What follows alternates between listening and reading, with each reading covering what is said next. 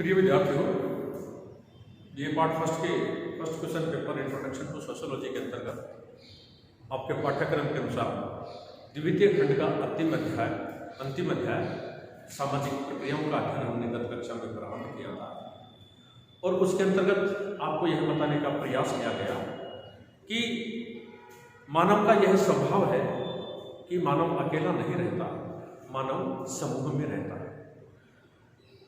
समाज एक आत्मनिर्भर इकाई है जो समाज की प्रत्येक प्रकार की आवश्यकताओं की पूर्ति करता है। इसके अतिरिक्त समाज की व्यक्ति की अनेक प्रकार की आवश्यकताएं होती हैं और उन सब आवश्यकताओं की व्यक्ति समाज में रहकर ही पूरी करता है। समाज के नियमों के अंतर्गत रहकर, सामाजिक मूल्यों और मानदंडों के अंतर्गत रहकर व्यक्ति अपनी आवश्यकताओं की पूर्ति करता रहता है और समाज के सफल संचालन में अपना योगदान देता है। तो सबसे महत्वपूर्ण बात तो यह है कि सामाजिक प्रक्रिया होने के लिए यह जरूरी है कि उसमें दो या दो से अधिक व्यक्ति हों। किसी एक व्यक्ति के द्वारा की जाने वाली क्रिया सामाजिक क्रिया नहीं कहलाती है। उस व्यक्ति की व्यक्तिगत क्रिया हो सकती है, उस व्यक्ति की व्यक्तिगत आदत हो सकती है। लेकिन जैसा कि आपको पूर्व में बताया जा चुका है कि कोई भी व्यक्ति अकेला नहीं रहता, वो स्वाभाविक रूप से समाज में ही रहता है और समाज में रहकर एक व्यक्ति दूसरे व्यक्ति के संपर्क में आकर एक व्यक्ति दूसरे व्यक्ति या व्यक्तियों को प्रभावित करते हुए अपनी आवश्यकताओं की पूर्ति करता है और समाज के सफल संचालन में अपना योगदान देता है।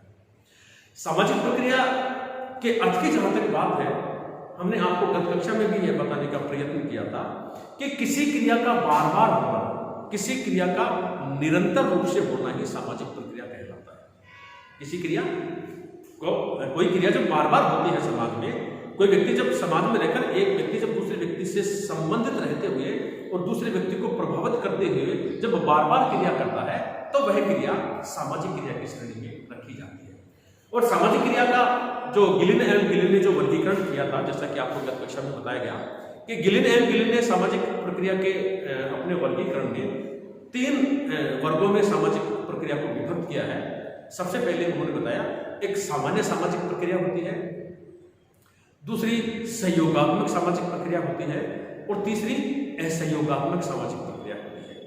गिलिन के अनुसार जो सामान्य सामाजिक प्रक्रिया है उसके अंतर्गत गिलिन ने जो सामाजिक अंतःक्रिया है,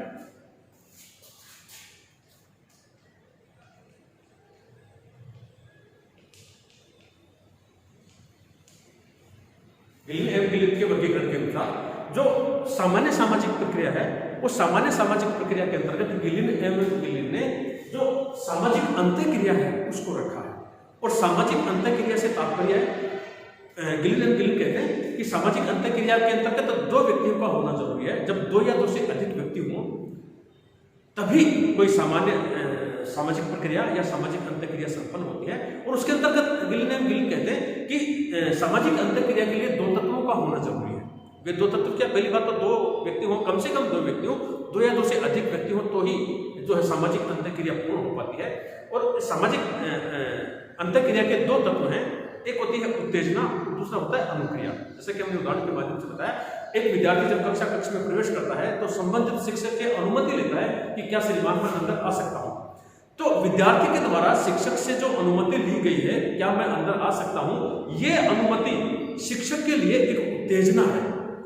और इस उत्तेजना के प्रत्युत्तर में, इस उत्तेजना की प्रतिक्रिया स्वरूप शिक्षक उसको अनुमति देता है कि हाँ आप अंदर आ सकते हैं। तो ये शिक्षक की जो प्रतिक्रिया है ये उसकी अनुक्रिया है। इस प्रकार उत्तेजना और अनुक्रिया के परिणाम स्वरूप सामान्य सामाजिक प्रक्रिया या सामाजिक अंतःक्रिया का निर्माण होता है, जो आगे जाकर विभिन्न प्रकार की सामाजिक क्रियाओं का आधार बनते हैं। तो सबसे महत्वपूर्ण बात, सामाजिक प्रक्रिया होने के लिए जरूरी है कम से कम 2 व्यक्ति हों, 2 या 2 से अधिक व्यक्ति हों, ठीक है। क्योंकि एक उत्तेजना प्रदान करता है और उस उत्तेजना के परिणाम स्वरूप दूसरा व्यक्ति उसको प्रतिक्रिया स्वरूप उसको जो है प्रतिक्रिया व्यक्त करता है, उसको अनुक्रिया जिसको कहा गया है।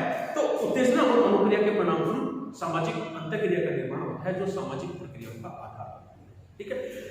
दूसरा प्रकार जो गिलिन ने बताया है सामाजिक प्रक्रियाओं का, वो सहयोगात्मक या एसोसिएटिव सोशल प्रोसेस जिसको कहा जाता है वे है।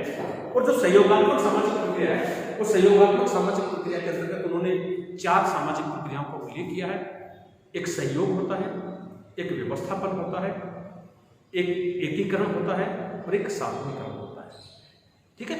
और जो सहयोगी सामाजिक प्रक्रियाएं हैं या संगठनात्मक सामाजिक प्रक्रियाएं हैं, उसको आप इस प्रकार से परिभाषित कर सकते हैं कि वे सामाजिक प्रक्रियाएं जो समाज की व्यवस्था बनाए रखने में अपना योगदान देती हैं, वे सामाजिक प्रक्रियाएं जो समाज की एकता, समाज का संतुलन बनाए रखने में योगदान देती हैं, जो अपनी प्रकार्यात्मक भूमिका निभाते हैं, इस प्रकार की प्रक्रियाओं को सहयोगात्मक या एसोसिएटिव सोशल प्रोसेस कहा जाता है।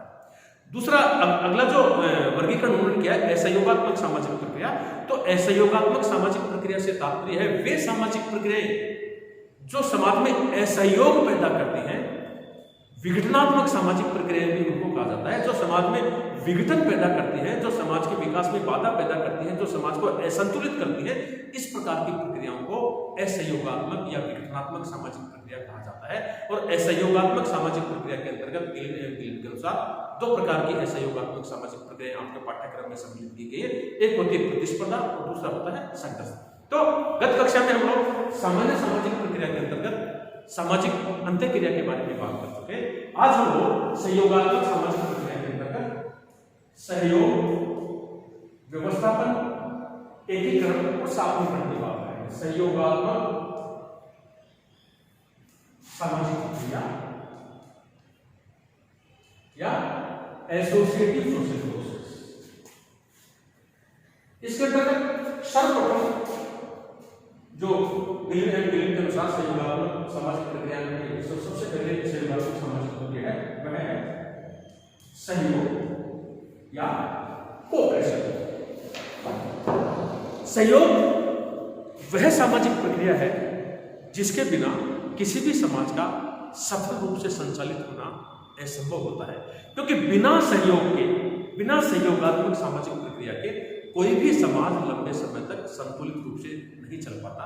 तो सहयोगात्मक सामाजिक प्रक्रिया वह सामाजिक प्रक्रिया है जो समाज के सफल संचालन में समाज के सभी सदस्यों की आवश्यकताओं की पूर्ति होती रहे और समाज के सभी सदस्य एक दूसरे से सहयोगात्मक रवैया रखते हुए, एक दूसरे को सहयोग प्रदान करते हुए, एक दूसरे की आवश्यकताओं की पूर्ति करने में सहयोग प्रदान करते हुए समाज के सफल संचालन में अपना योगदान देते हैं। इस प्रकार की प्रक्रिया को सहयोगात्मक सामाजिक प्रक्रिया कहा जाता है। और इस जो प्रकार है जिसमें कि समाज के सभी सदस्य एक दूसरे को सहयोग प्रदान करते हैं, वो सहयोगात्मक सामाजिक प्रक्रिया के अंतर्गत पहला प्रकार है जिसको कि सहयोग कहा जाता है।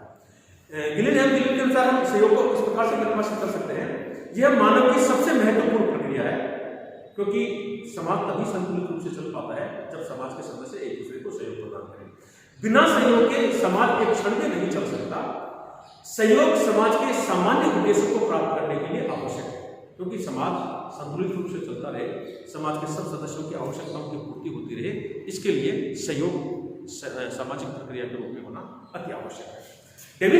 किंग्सले डेविस जो है उनका सहयोग के बारे में कहना है कि सहयोगी समूह उसे कहते हैं जो विशेष उद्देश्य को प्राप्त करने के लिए, सहयोगी समूह उसे कहते हैं जो विशेष उद्देश्य को प्राप्त करने के लिए मिलजुल कर काम करते हैं। यानी कि एक समूह है जिनका एक ही उद्देश्य है और उस एक उद्देश्य को प्राप्त करने के लिए, उस उद्देश्य को मद्देनजर सब मिलजुल कर उस उद्देश्य की प्राप्ति के लिए तत्पर रहते हैं। उस उद्देश्य की प्राप्ति के लिए एक दूसरे से मिलजुल कर कार्य करते हैं। वह जिसे पाने की इच्छा सबको है, समूह के जो सब सदस्य हैं एक दूसरे को सहयोग प्रदान करते हुए अपने उद्देश्य को प्राप्त करने के लिए सब लोग मिलजुल कर कार्य करते हैं और उस समूह के सभी सदस्य उस उद्देश्य को हासिल करना चाहते हैं। उस उद्देश्य को हासिल करने की इच्छा सबकी रहती है। सहयोग के अंतर्गत हम की भावना पाई जाती है, वी फीलिंग पाई जाती है, जो कि सहयोगात्मक सामाजिक प्रक्रिया का सबसे महत्वपूर्ण भाग है। क्योंकि आपको बताया गया कि सहयोग का तात्पर्य कि समाज के अंतर्गत एक समूह ऐसा होता है जिनका एक उद्देश्य होता है। उस एक उद्देश्य को पाने के लिए समाज उस समूह के सभी सदस्य मिलजुल कर कार्य करते हैं और सब सदस्य उस उद्देश्य की प्राप्ति करना चाहते हैं। इसलिए उनमें हम की भावना होना जरूरी है। जब तक वी फीलिंग या हम की भावना उस समूह के सदस्यों में नहीं होगी तब तक सहयोगात्मक भावना देखने को नहीं मिलेगी। इसलिए सहयोग के अंतर्गत हम की भावना पाई जाती है। सहयोग में सामूहिकता का भाव होता है, क्योंकि समूह के सभी सदस्यों का उद्देश्य एक होता है, वे किसी लक्ष्य की प्राप्ति करना चाहते हैं, किसी उद्देश्य की प्राप्ति करना चाहते हैं। ठीक इसी प्रकार से ग्रीन एक समाजशास्त्री है, ग्रीन सहयोग के बारे में कहते हैं कि सहयोग 2 या 2 से अधिक व्यक्तियों द्वारा, क्योंकि सामाजिक प्रक्रिया के अंतर्गत आपको बताया गया कि कम से कम 2 व्यक्ति होना चाहिए, 2 या 2 से अधिक व्यक्ति होना चाहिए, तभी सामाजिक प्रक्रिया संपन्न होती है। तो ग्रीन का कहना है कि सहयोग 2 या 2 से अधिक व्यक्तियों द्वारा कोई कार्य करने या सामान्य रूप से अपेक्षित किसी उद्देश्य तक पहुंचने के लिए किए जाने वाला निरंतर व सामूहिक प्रयत्न है। क्योंकि एक समूह होता है जिसके कुछ सदस्य होते हैं, वे सभी सदस्य, समूह के सदस्य एक उद्देश्य को लेकर उस उद्देश्य की प्राप्ति करने के लिए सामूहिक रूप से प्रयत्न करते हैं। ग्रीन के अनुसार उसको सहयोग कहा जाता है। समाज में सहयोग एक निरंतर प्रक्रिया है, एक कंटिन्यूअस प्रोसेस है। क्योंकि प्रक्रिया का अंतर्गत आपको होता है कि जब कोई भी क्रिया जब निरंतर रूप से होती है, बार बार होती है, तो उसको प्रक्रिया कहा जाता है। और जो सहयोग जो है वो सहयोग एक निरंतर प्रक्रिया है, क्योंकि समाज के सदस्यों की एक उद्देश्य होता है कि समाज संतुलित रूप से चलता रहे, समाज के सब सदस्यों की आवश्यकताओं की पूर्ति होती रहे। सहयोग में व्यक्तियों में सामान्य उद्देश्यों का होना सहयोग का प्रमुख आधार है, क्योंकि एक समूह होता है जिसका एक ही उद्देश्य होता है, क्योंकि एक उद्देश्य को प्राप्त करने के लिए ही सब लोग मिलजुल कर कार्य करते हैं। सहयोग एक चेतन प्रक्रिया है। चेतन प्रक्रिया से तात्पर्य जानबूझकर किए जाने वाली प्रक्रिया है। ठीक है, चेतन का मतलब जानबूझकर होशो-हवास और तार्किक रूप से की जाने वाली प्रक्रिया है, जिसमें सहयोग करने वाला व्यक्ति एक दूसरे के प्रति जागरूक होते हैं। मनुष्य की प्रकृति है वह समूह में रहना चाहता है, जो कि सहयोग पर ही निर्भर है, क्योंकि बिना सहयोग के व्यक्ति, एक व्यक्ति जब दूसरे व्यक्ति को सहयोग प्रदान नहीं करेगा, समूह के सदस्यों का उद्देश्य जब समान नहीं होगा, तो वो एक दूसरे के साथ नहीं रह पाएंगे। इसलिए सहयोग के अंतर्गत यह जरूरी है। पहली बात तो आपको बताया गया कि मानव का स्वभाव है कि मनुष्य समूह में ही रहता है, अकेला नहीं रह पाता है। तो समूह में रहकर एक उद्देश्य को मद्देनजर रखते हुए हम की भावना से प्रेरित होकर एक उद्देश्य को प्राप्त करने के लिए समूह के सब सदस्य मिलजुल कर कार्य करते हैं। तो इस प्रक्रिया को सहयोग कहा जाता है, जो कि सहयोगात्मक या एसोसिएटिव सोशल प्रोसेस के अंतर्गत इसको रखा गया है। सहयोग के प्रकार में ज्यादा बात है, अलग अलग विद्वानों ने इनको अलग अलग दृष्टिकोण से परिभाषित करने की कोशिश की है। मैकाइवर एवं पेज का जो वर्गीकरण है, मैकाइवर एवं पेज ने 2 प्रकार के सहयोग की चर्चा की है। एक उन्होंने बताया कि प्रत्यक्ष सहयोग होता है,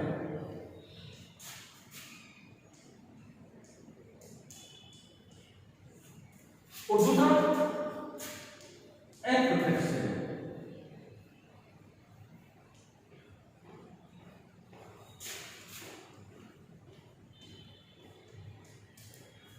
डायरेक्ट कोऑपरेशन और इनडायरेक्ट कोऑपरेशन, ये मैकाइवर एवं पेज के विचार है। मैकाइवर एवं पेज ने अपनी पुस्तक में सहयोग के 2 प्रमुख प्रकारों का उल्लेख किया है, एक प्रत्यक्ष सहयोग है और एक अप्रत्यक्ष सहयोग। प्रत्यक्ष सहयोग से तात्पर्य है जिसमें समान उद्देश्य के लिए समान कार्य करना आवश्यक है। ठीक है, एक समूह होता है, जिस समूह के जो सदस्य होते हैं वे समान, उनका एक उद्देश्य होता है और समान रूप से कार्य करते हैं। प्रत्यक्ष सहयोग आमने सामने के संबंधों द्वारा होता है, यानी कि एक समूह है, जिस समूह के सदस्यों का एक उद्देश्य होता है, उस उद्देश्य को प्राप्त करने के लिए सब लोग मिलजुल कर सहयोगात्मक दृष्टिकोण से कार्य करते रहते हैं। लेकिन प्रत्यक्ष का तात्पर्य वे सब आपस में एक आमने सामने रहते हैं, डायरेक्ट उनका रिलेशन होता है, आमने सामने के संबंधों द्वारा जो है प्रत्यक्ष सहयोग पूर्ण होता है। उसके माध्यम से समूह के सदस्य अपने लक्ष्य को प्राप्त करते हैं, उद्देश्य को प्राप्त करते हैं। ठीक है, प्रत्यक्ष सहयोग से तात्पर्य जिसमें समूह के सदस्य आमने सामने के संबंधों से प्रेरित होकर अपने उद्देश्यों की प्राप्ति करने के लिए सदैव तत्पर रहते हैं। इस प्रकार के सहयोग को प्रत्यक्ष सहयोग कहा जाता है, डायरेक्ट कोऑपरेशन। जबकि जैसे इसको उदाहरण के द्वारा हम इस प्रकार से बता सकते हैं कि कोई खेल है, उस खेल की कोई गेम है, उस खेल के अंतर्गत जो टीम है, जो दल है, उस दल के समूह सदस्य, उस दल के सभी सदस्यों का यह उद्देश्य होता है कि वे अपनी टीम को, अपने दल को जीत हासिल करवाएं। ठीक है, सब पास पास होते हैं, प्रत्यक्ष उनमें डायरेक्ट उनमें रिलेशन होता है, प्रत्यक्ष उनमें संबंध होता है, और वे सामूहिक उद्देश्यों को, उनका सामूहिक उद्देश्य क्या है कि वो अपनी टीम को, अपने दल को जीत हासिल करवाई जाए। तो सब मिलजुल कर एकाग्र रूप से होकर अपना उद्देश्य क्या है उनका, अपनी टीम को जीत हासिल करवाना। तो जीत हासिल करवाने के लिए वे आमने सामने एक दूसरे से मिलकर प्रयास करते हैं और सामने वाली टीम को हराना चाहते हैं। तो इस प्रकार का जो ऑपरेशन है, इस प्रकार का जो सहयोग है, वो प्रत्यक्ष सहयोग है। दूसरा है अप्रत्यक्ष सहयोग।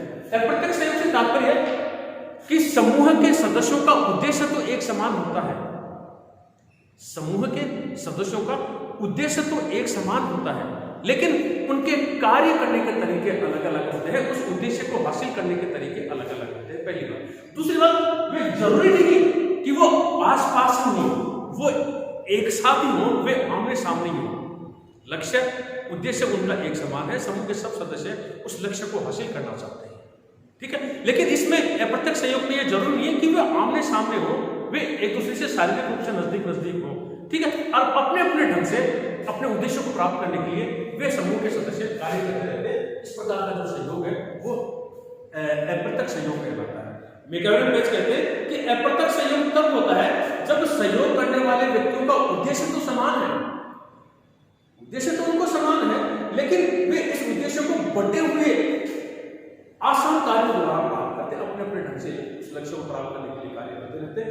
इसके अंतर्गत यद्यपि सभी लोग अलग अलग कार्य करते हैं, किंतु सबका प्रयत्न एक ही है, एक ही उद्देश्य है, उस उद्देश्य को प्राप्त करने के लिए वे कार्य करना चाहते हैं, कार्य करते रहते हैं और प्रयत्न करते रहते हैं। इस प्रकार के सहयोग को अप्रत्यक्ष या इनडायरेक्ट कोऑपरेशन कहा जाता है। जैसे डिवीजन ऑफ लेबर है, श्रम विभाजन है, श्रम विभाजन के अंतर्गत किसी भी मशीनरी को, किसी भी जो है व्यवस्था के अंतर्गत अलग अलग लोगों को अलग अलग उनके सबके कार्य होते हैं। उदाहरण के तौर पर हम लोग बात करें महाविद्यालय एक संरचना है, महाविद्यालय एक व्यवस्था है जिसमें प्रिंसिपल का अपना काम है, प्राध्यापकों प्रोफेसर का अपना काम है, जो लिपिक वर्ग है उनका अपना काम है, जो सहायक कर्मचारी है उनका अपना अलग अलग काम है, काम सबका अलग अलग है, लेकिन उद्देश्य सबका एक है कि वे वो किसी कॉलेज को, किसी महाविद्यालय को संतुलित रूप से चलाएं, व्यवस्थित रूप से चलाएं, उसमें किसी प्रकार का व्यवधान पैदा नहीं हो।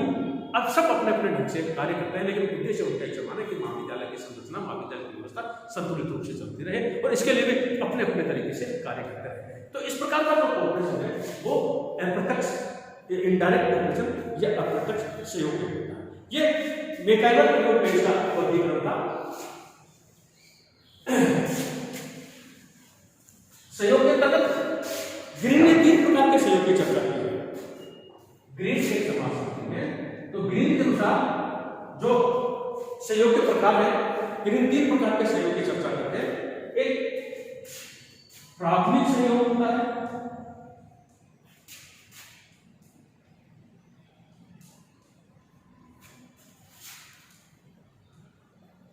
द्वितीयक सहयोग है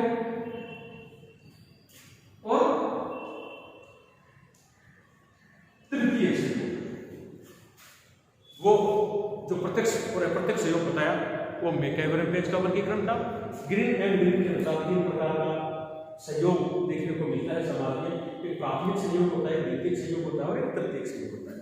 प्राथमिक सहयोग की जहां तक बात है, प्राथमिक सहयोग प्राथमिक समूह में देखने को मिलता है, प्राथमिक संस्थाओं में देखने को मिलता है। प्राथमिक सहयोग में व्यक्ति व समूह के स्वार्थ भिन्न नहीं होते हैं।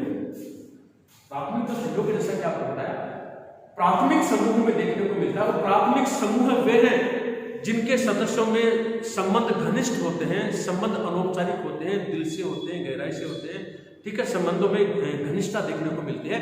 ऐसे लोगों के समूह को हम लोग प्राथमिक समूह कहते हैं। प्राथमिक सहयोग की जहां तक बात है, हमको प्राथमिक समूह में प्राथमिक सहयोग देखने को मिलता है, जिसके अंतर्गत समूह के स्वार्थ, व्यक्ति के स्वार्थ और समूह के स्वार्थ भिन्न भिन्न नहीं होते हैं। प्राथमिक सहयोग वहां पाया जाता है जहां घनिष्ठ संबंध होते हैं। और घनिष्ठ संबंध कहां होंगे? प्राथमिक समूहों में, प्राथमिक संस्थाओं में घनिष्ठ संबंध देखने को मिलते हैं, अनौपचारिक संबंध देखने को मिलते हैं। संबंध दिल से होते हैं, अनौपचारिक होते हैं, दिखावटी नहीं होते हैं, संबंधों में घनिष्ठता देखने को मिलती है। वहां जिस प्रकार का सहयोग पाया जाता है, उस प्रकार के सहयोग को ग्रीन एंड ग्रीन ने प्राथमिक सहयोग कहा है, ठीक है। जो स्वयं तथा जो स्वयं रहित तथा अपने आप में साध्य होते हैं, प्राथमिक समूह में पाए जाने के कारण प्राथमिक सहयोग पाया जाता है, ठीक है।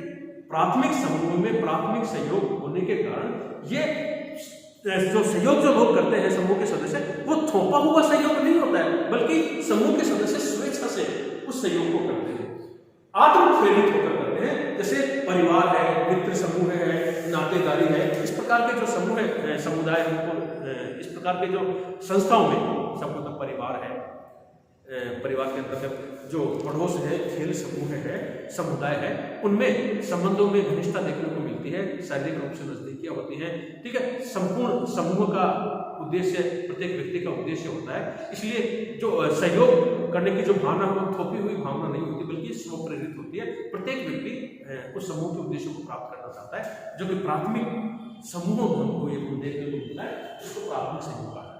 इसके ठीक विपरीत द्वितीयक सहयोग, द्वितीयक सहयोग हमको द्वितीयक समूह में देखने को मिलता है।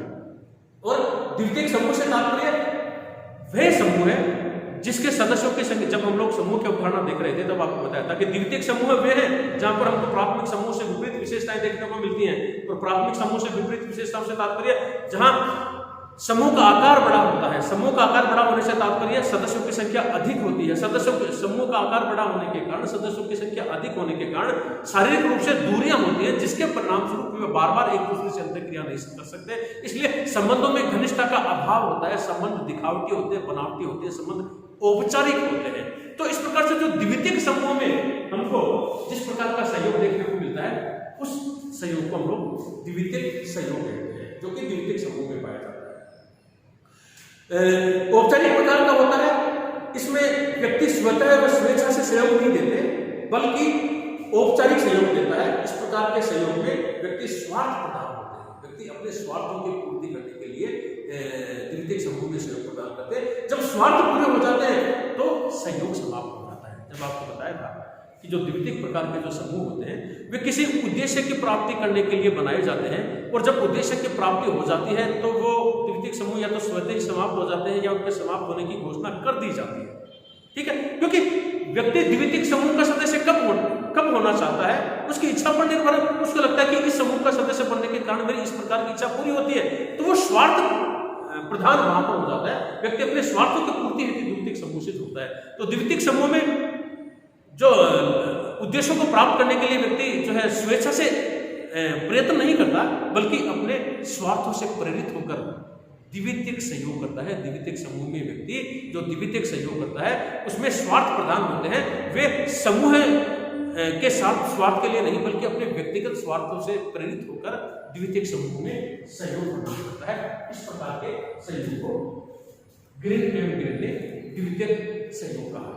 तीसरे प्रकार का जो सहयोग होता है ग्रीन ने, वो होता है तृतीयक सहयोग। और तृतीयक सहयोग का मतलब है प्राथमिक व द्वितीयक सहयोग से कुछ भिन्न प्रकार का होता है तृतीयक सहयोग। जब संघर्षशील समूहों के बीच, जब दो समूह होते हैं, जिन दो समूहों में जब संघर्ष होता है और संघर्ष के पश्चात उनमें जब व्यवस्थापन, जब एडजस्टमेंट की स्थिति बन जाती है, वहां पर जिस प्रकार का सहयोग देखने को मिलता है उस प्रकार के सहयोग को तृतीयक सहयोग कहा जाता है, ठीक है।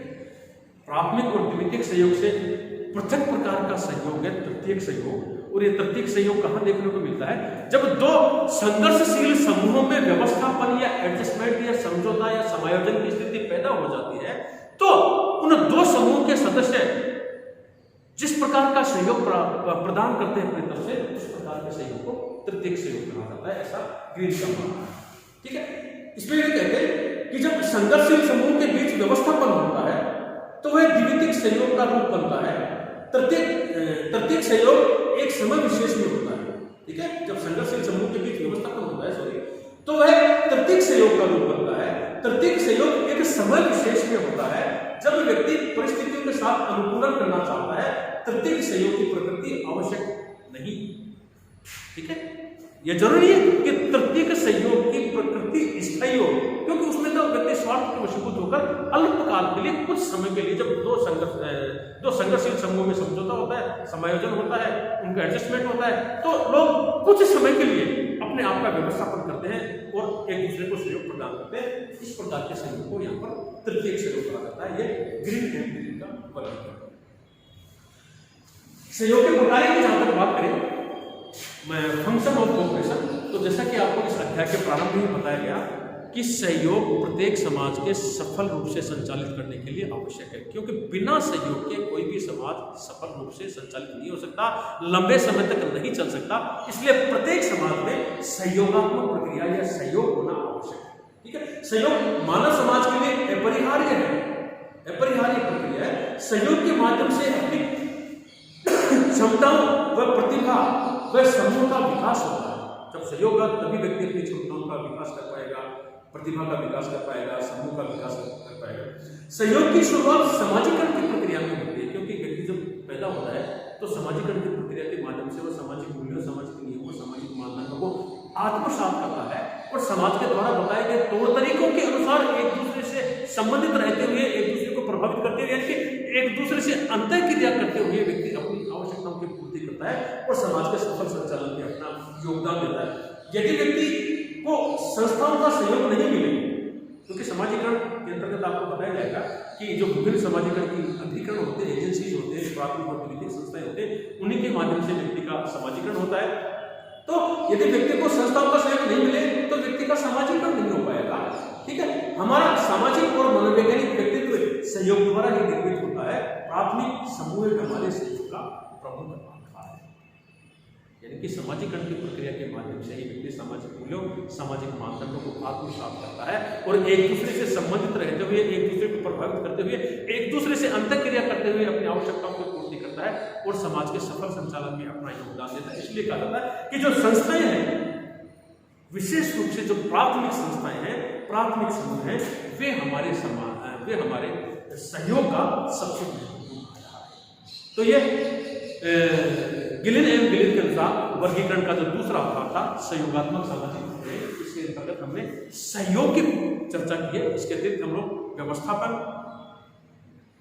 व्यवस्थापन और सात्मीकरण और एकीकरण के एकीकरण के बाद हम लोग नेक्स्ट क्लास में बात करेंगे। 4 प्रकार बताए हैं सहयोगात्मक सामाजिक प्रक्रिया में गिरने के लिए। पहला सहयोग, जिसकी चर्चा हम लोग कर चुके हैं। अगली कक्षा में हम लोग व्यवस्थापन, एकीकरण और सात्मीकरण की सहयोगात्मक सामाजिक प्रक्रिया के रूप में अध्ययन करेंगे। आज के लिए इतना ही काफी है। Thank you.